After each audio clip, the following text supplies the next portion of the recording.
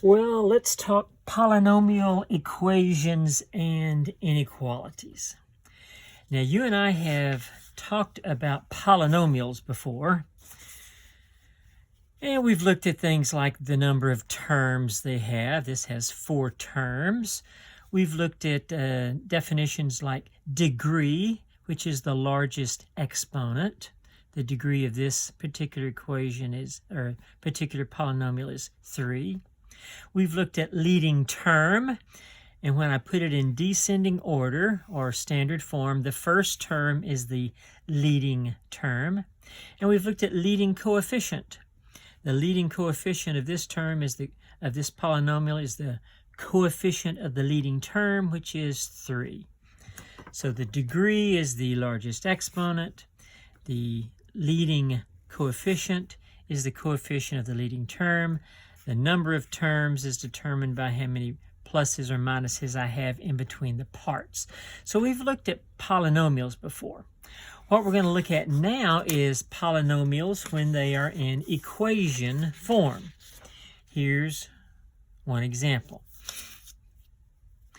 Now, you and I know that when I had a linear equation like 2x plus 7 equals 0, I could solve that equation and find out what values of x satisfied. I'm going to do exactly the same thing with the polynomial equation. I'm going to solve it in one of 2 ways. We're going to look at 2 ways in this section. The first way is by factoring. I think I warned you that factoring is going to be one of those concepts that continues to show itself through the end of the semester. So we will be factoring in order to find out what values of x make this particular polynomial equation true. Let me give you steps. Step 1, set the thing to 0. All right, it is set to 0. It's ready to go, so it is already in that form. Hey, if it wasn't set to 0, I'd need to get everything on one side and set it equal to 0. Step 2, factor the polynomial.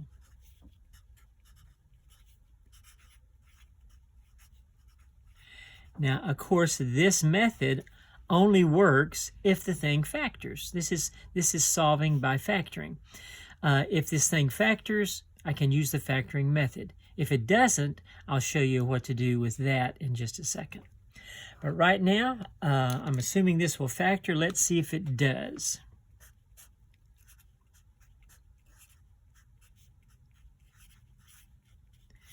This is a trinomial.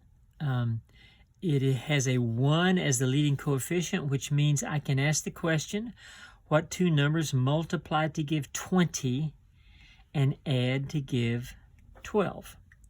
Here's where it might be helpful for me to write down what exactly is it that multiplies to give 20.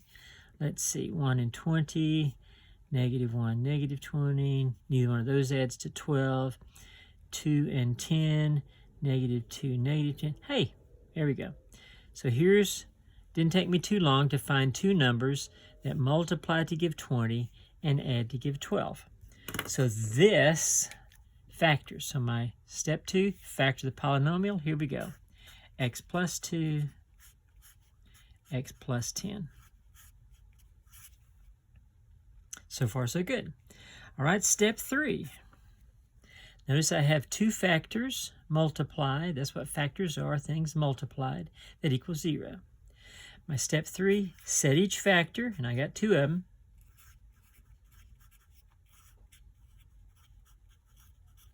equal to 0, and solve. So here we go.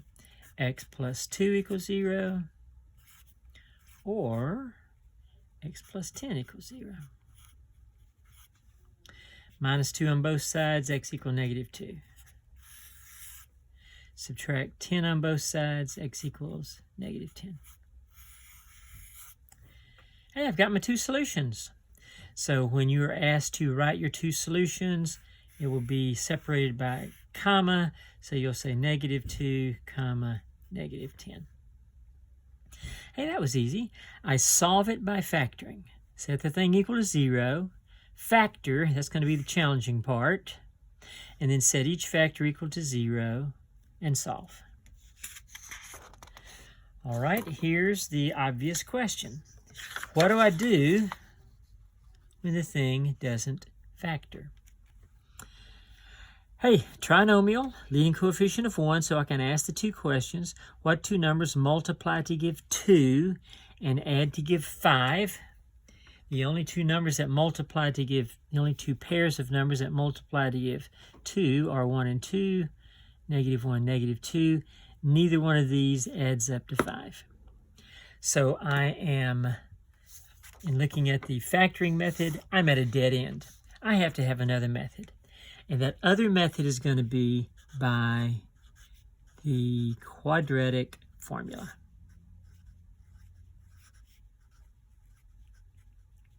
Hopefully most of you have encountered the quadratic formula. You've seen it before, but let's refresh ourselves. When I have a polynomial equation in the form ax squared plus bx plus c equals 0, I can solve this guy by using this formula.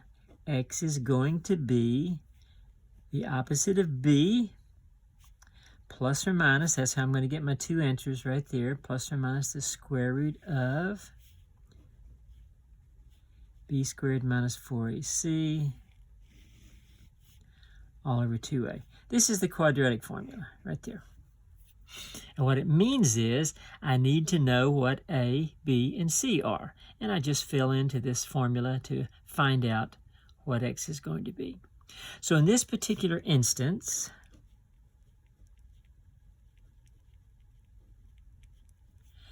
I'm going to actually write down, so I don't forget, what a, b, and c are. A is the coefficient of the x squared, that's understood 1. B is positive 5. Be sure to include the signs with the numbers. And c is 2. So let's solve this guy.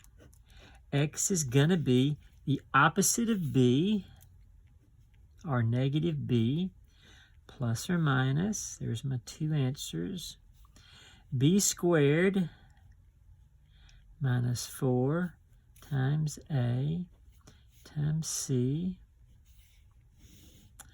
the whole thing over 2 times a. Let's see what that gives me. -5 plus or minus, that's 25 minus 8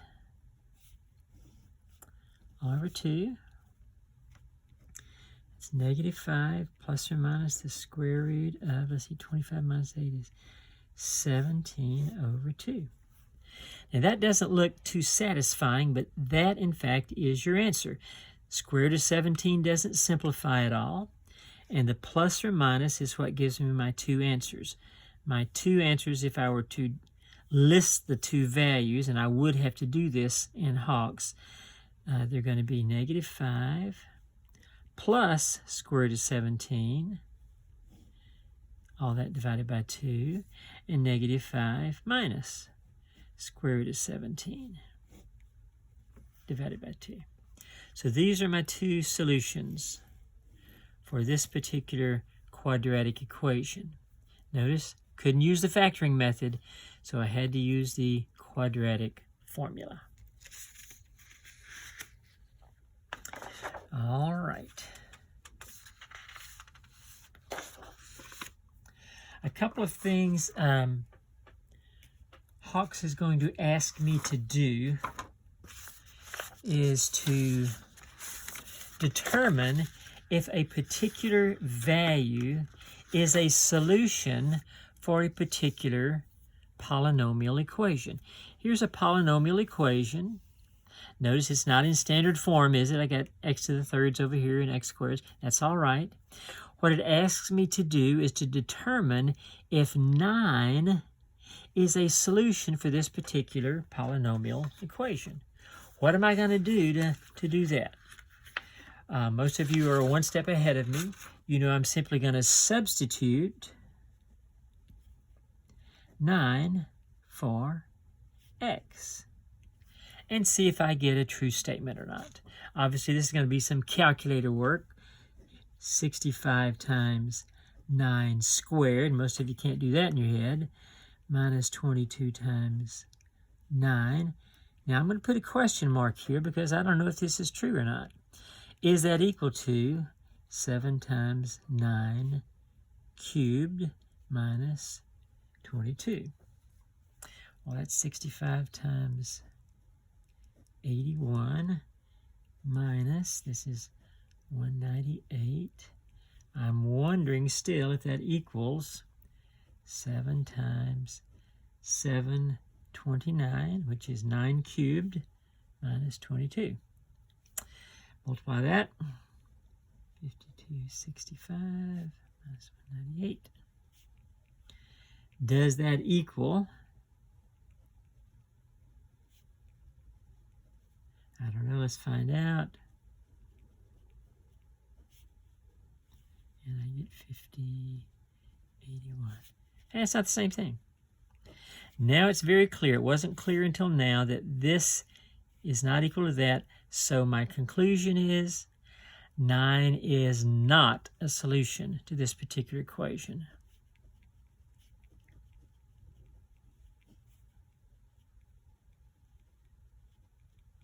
So you're going to be asked to do that a couple of times, and all you're going to do is substitute that particular value for x throughout the equation and see if it works. If it works, it's a solution. If it doesn't, as in this case, it's not a solution. All right, let's check out this guy. Now notice, this is not in the form of this equals 0, is it? This is in function form. This particular function, s of x equals this particular polynomial. First thing they ask me, I ought to be familiar with. What's the degree of this? That means the largest exponent. That's 2. Hey, what's the leading coefficient? Now remember, the leading term is negative 7x squared, but the leading coefficient is the coefficient of that, which is negative 7. That's not too difficult. Now here's a new concept.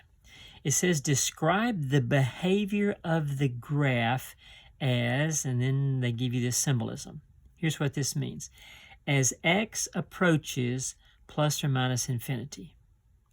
What this means is, what does the graph do, the behavior of the graph, what does the graph do as x gets very, very large, approaching infinity, and as x gets very, very small, approaching negative infinity?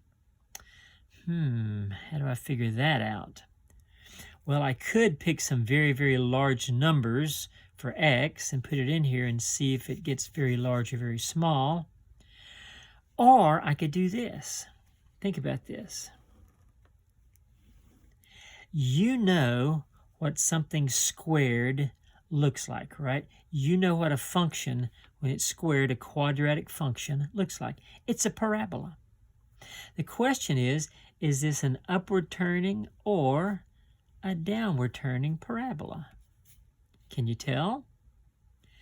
This guy tells me it is a downward turning parabola. The negative in front of the leading term tells me it is a downward turning parabola.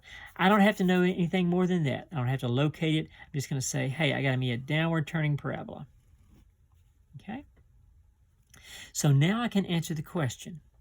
Describe the behavior of the graph as x gets very, very large and x gets very, very small. So I'm going to separate those two. As x approaches infinity, so here are my x's, right? As I'm moving further and further to the right, does my graph get very, very large or very, very small? As I move further and further to the right, my graph gets very, very small. So as x approaches infinity, s of x approaches negative infinity. That's another way of saying it gets very, very small. All right, how about the other possibility? As x approaches negative infinity. And that's the only two questions they're going to ask. As x gets very, very large, what's the graph going to do? Go up or down? As x gets very, very small, what's the graph going to do? Go way high or way low? Well, I can tell. As x moves toward negative infinity, the graph is getting smaller and smaller and smaller. It's approaching negative infinity as well. The way I write it is, the function s of x approaches negative infinity. I think this is the only thing you'll have to fill in, negative infinity. Hey, if it was an upward turning graph, as x approaches infinity, obviously the graph is getting larger and larger, it approaches infinity. As x approaches negative infinity, the graph is getting larger and larger, it approaches positive infinity also. So depending on what your graph looks like, and this one was easy because there's a negative right there, downward turning parabola, I can answer in this way. All right. Here's an example of a problem. Polynomial equation, right, set equal to 0. Solve by factoring, or if it doesn't factor, by using the quadratic formula. So they don't tell you if the thing factors or not, but we're going to determine if it does, because if it does, that's by far the easier approach to solving this guy. All right, step 1, set equal to 0. Done. Step 2, factor the thing. Oh, all right, I miswrote this. That should be x right there. All right, first thing I observe, first thing I always look for, greatest common factor. I always look for a common factor first, and they got one. It is an x. So I'm going to factor that guy out.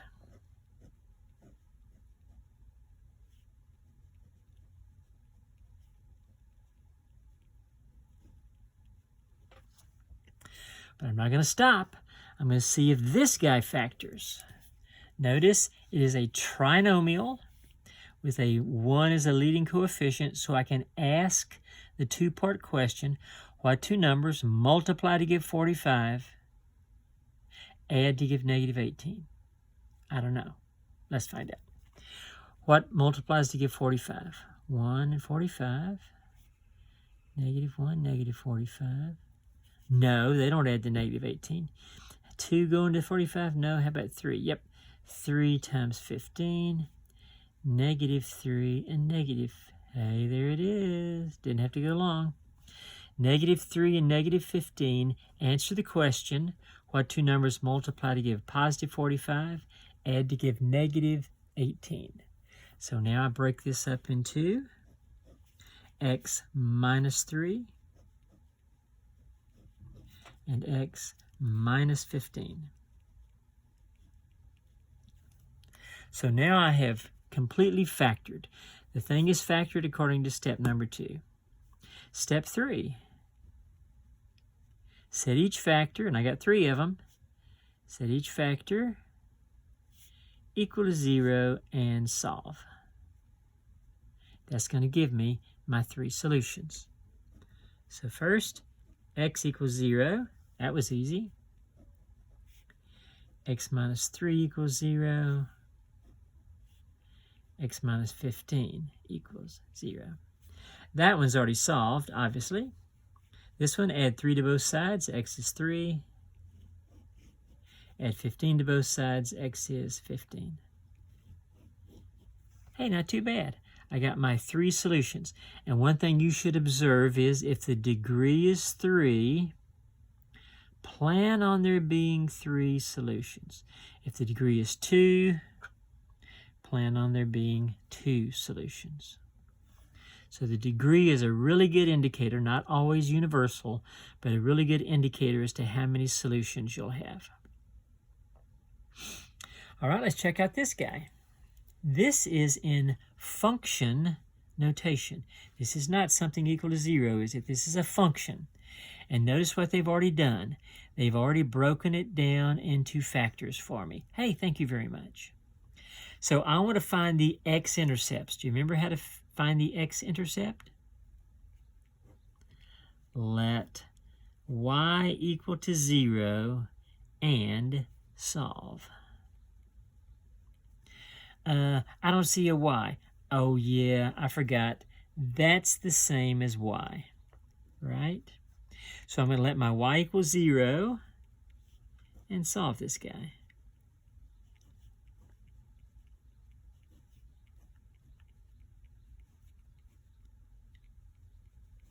Hey, this looks just like this step right here.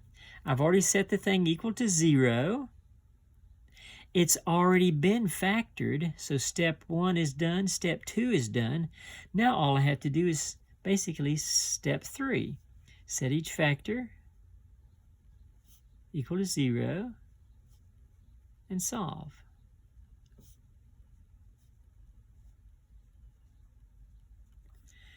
So I got x plus 2 is 0, x plus 1 is 0, x minus 1 is 0, 3 minus x is 0. Minus 2, x is negative 2.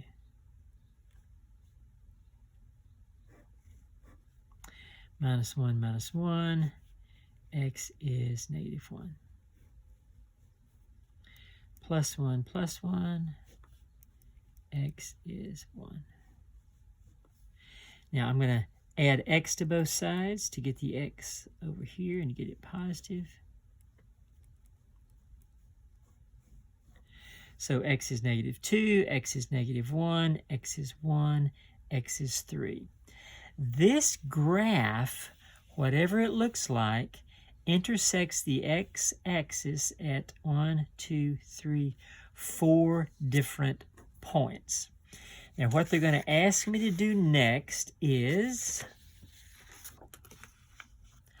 plot the x-intercepts and find out what the curve does in each region. I'll show you what that means. First of all, let's plot the x-intercepts. I've got 4 of them. Negative 2, negative 1, 1, and 3. Now this is a curve that goes up and down and up and down, and it's gonna, as it goes up and down and up and down, or down and up and down and up, I don't know yet, it's gonna go through these 4 points. Now here's the next question. Okay, I got my x-intercepts. What is the curve going to do in each region? So as I'm looking at these regions, this region, this region, this region, this region, this, I got these multiple regions. As I look at these regions, I answer the question, or I ask the question, what's the curve going to do? So let's find out. Your strategy is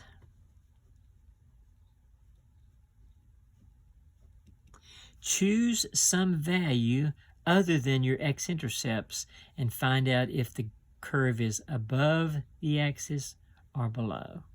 So choose an x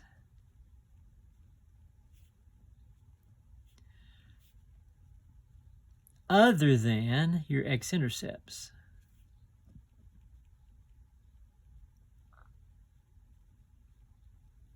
So for instance, 0 is a good one. It's not one of my x-intercepts. So let's choose 0. And let's see what happens when I put it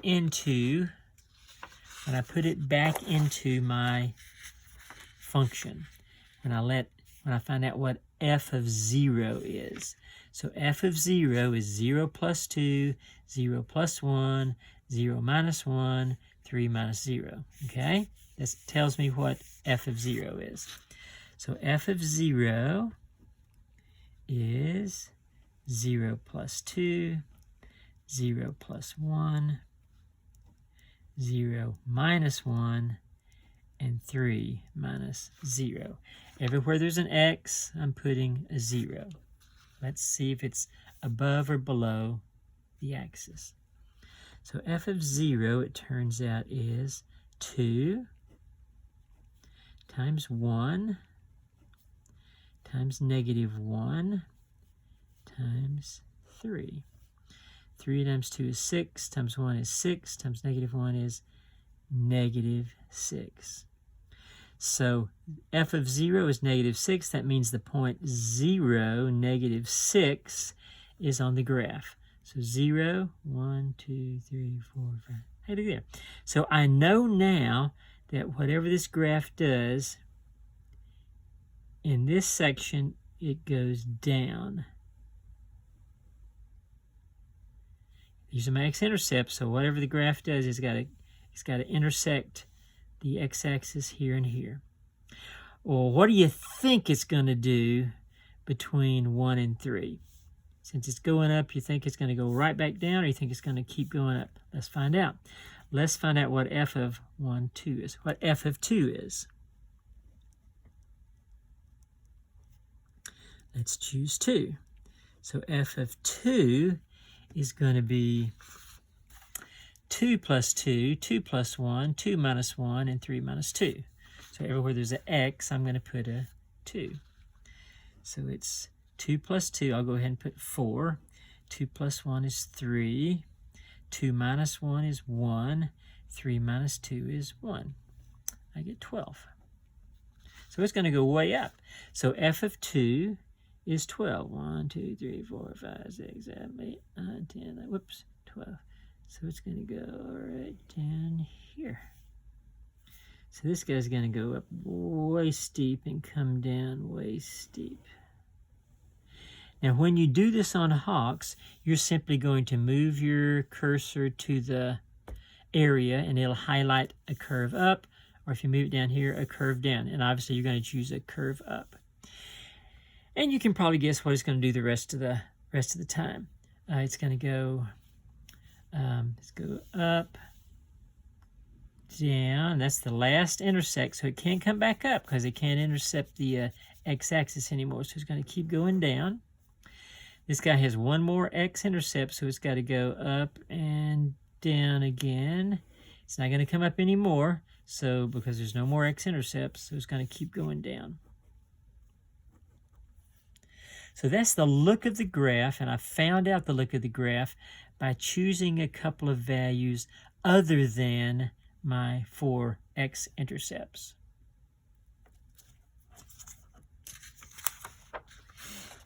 All right.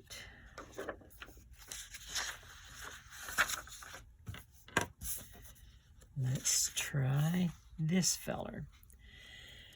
Find the solution to x squared is, greater than or equal to 2x plus 15. Now this is why I'm calling this section polynomial equations and inequalities.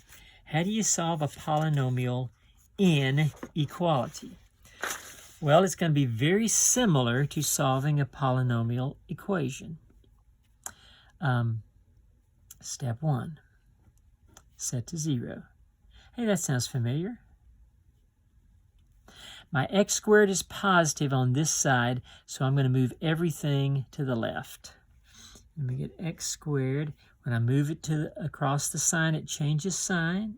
Minus 2x minus 15 is greater than or equal to 0.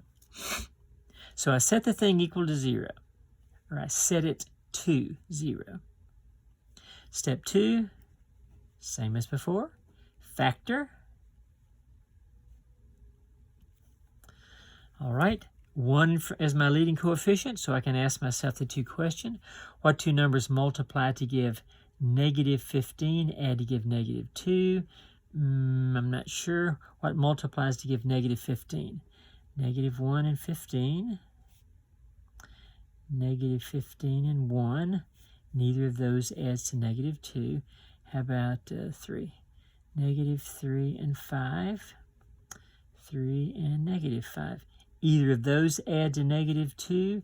Yeah, that one right there. So I'm going to factor it into x plus 3 and x minus 5.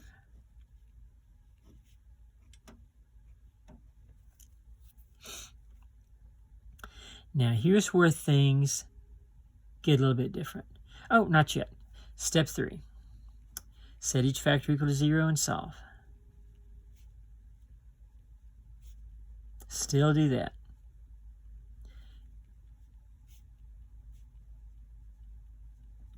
So x plus 3 is 0. X minus 5 is 0. Subtract 3, x is negative 3. Add 5 to both sides, x is positive 5. Now, if this were an equation, if this were x squared equals that, I'd be finished. These would be my two solutions. But you might recall when I have an inequality and I get some answer like x is greater than 3, I realize that's an infinite number of solutions. And likewise, when I solve any inequality, I'm going to get an infinite number of solutions. So here's where things get a little bit different.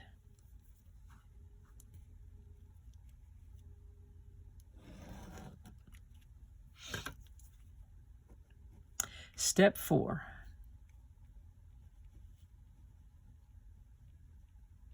I'm calling these guys critical points.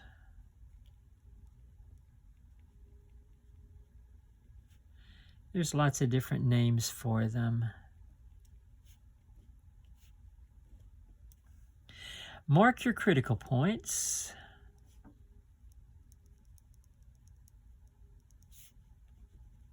On the number line.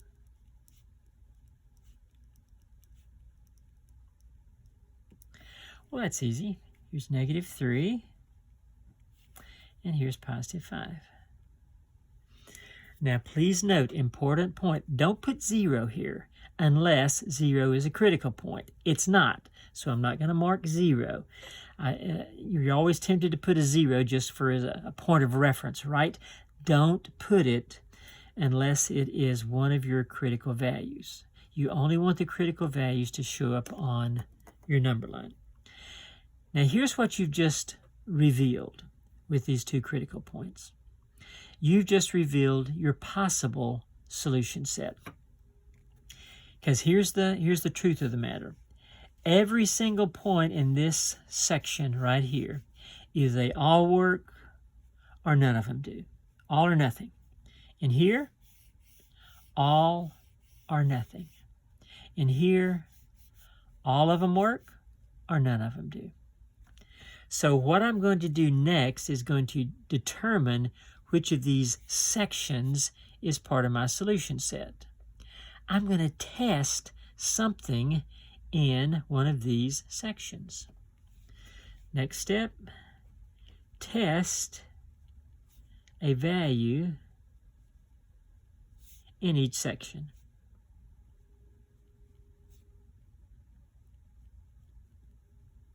And make it easy on yourself. What's obvious? 0. Let's test 0. It's not a critical point. I can test it. By the way, you do not test your critical points. They are in between the segments. They are not in a segment. So let's test 0. What that means is I'm going to put 0 into my original expression and see if I get a true statement. X squared is greater than or equal to 2x plus 15. 0 squared is greater than or equal to 2 times 0 plus 15. I don't know if that's true or not. I'm going to find out. 0 is greater than or equal to 15. Is that a true statement? Is 0 greater than or equal to 15? No. This is a false statement. Since 0 is in this section, and I got a false statement for one value, I will get a false statement for every value. This section doesn't work. Sorry, section in between negative 3 and 5, you don't work. Well, let's test something else. How about 6? And again, make it easy on yourself. Don't test 6.178 or something like that. Test 6. 6 squared. Is that greater than or equal to 2 times 6 plus 15? I don't know. Let's find out. 36 is greater than or equal to 12 plus 15. Is that true? 36 is greater than or equal to 27. That's a true statement. I get a true statement here. That means this section is good. This is part of my solution set. Test 6, got a good value. So I know part of my solution sets are right here. Now those of you who have done this before realize that most of the time, notice I said most of the time because there are exceptions, most of the time your solution sections alternate. Yes, no, yes. This is probably going to be a yes. Let's see. Let's test something on this side of -3 like -4.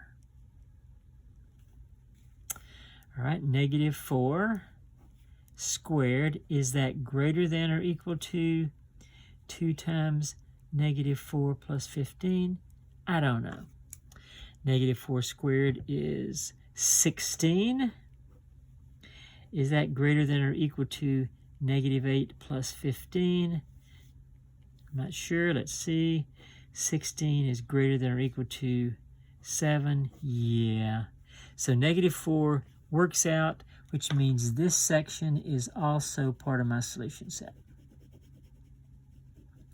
Now here's the one thing that might trip you up, and especially on your test, where you don't have more than one chance to get it right, you're going to have to put ending markers here. Are they going to be parentheses or are they going to be brackets? Look at your original inequality. It's got an equal to sign. So I'm going to be putting brackets right there. Why?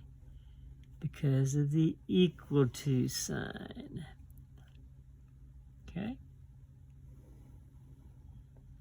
Now it's going to ask you to express your solution in interval notation. So here's a good start to look at interval notation. From -infinity all the way to -3. Bracket. Together with bracket at 5 all the way to infinity. So that, ladies and gentlemen, is how you find the solution to a polynomial inequality. You're going to have to use your critical points. Test your sections.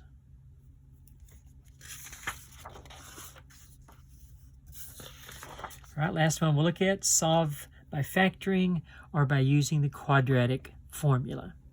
Well, let's start by see if it factors, because that's obviously the easier approach. So got a 1 in front of my x squared, so I can ask the two-part question. What two numbers multiply to give +13, add to give a -4? Well, the only things that multiply to give a +13 are 1 and 13, -1 and -13. Neither of these adds to a -4. I'm going to have to use the quadratic formula. So, first of all, and I would highly suggest this, actually write down what your A, B, and C are. A is 1. B is, don't forget the negative, -4. And C is 13. Ready? Here we go. X is gonna be the opposite of B plus or minus square root of B squared minus 4AC all over 2A. So let's start substituting.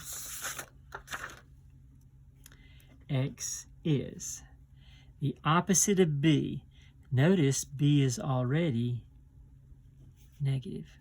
The opposite are the negative of B, plus or minus B squared. Now B squared is always going to be positive. Why? Because you're squaring something. Even if it's negative, you're going to get a positive number here. minus 4 times A times C, all over 2 times A.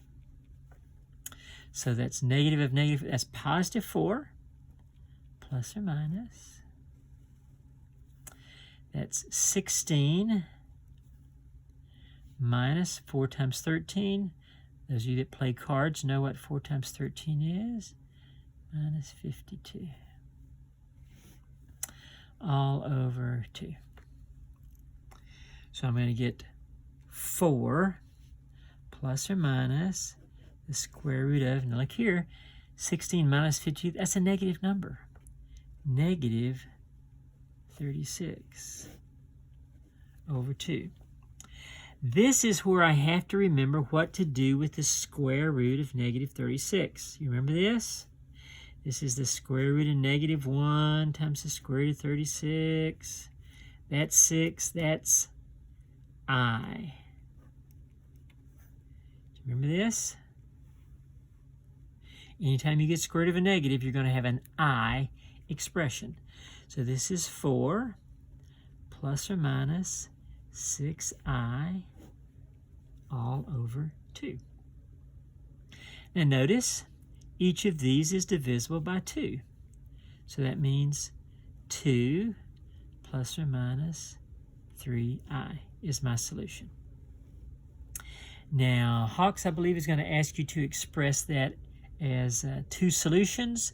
So here they are, 2 plus 3I, comma, 2 minus 3I.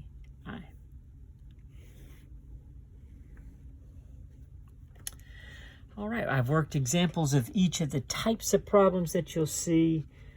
Others will be very similar. Good luck with the rest of your problems.